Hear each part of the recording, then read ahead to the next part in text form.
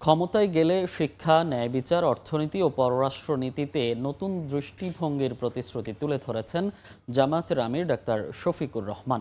যুক্তরাষ্ট্রের মিশিগানে এক গণসংবর্ধনায় তিনি বলেন, দুর্নীতিমুক্ত প্রশাসন, ন্যায়ভিত্তিক সমাজ ও মজলুম মানুষের পাশে দাঁড়াবে তার দল। পররাষ্ট্রনীতিতে কারো প্রভুত্ব নয়, পারস্পরিক সম্মান ও বন্ধুত্বের ভিত্তিতে সম্পর্ক গড়ার আহ্বান জানান তিনি। এছাড়া প্রবাসীদের অধিকার ও প্রতিনিধিত্ব নিশ্চিতের প্রতিশ্রুতিও দেন জামায়াত আমির। আমাদের এক নম্বরের অঙ্গীকার হচ্ছে জাতির ভাঙ্গাচোরা বিধ্বস্ত শিক্ষা ব্যবস্থায় আমরা সবার আগে হাত দেব ইনশাআল্লাহ। যে জাতির মেরুদণ্ড ঠিক নাই, এই জাতি মাথা উঁচু করে দাঁড়াতে পারবে না। সমাজের কোথাও এখন ন্যায় বিচার বা সুবিচার নেই।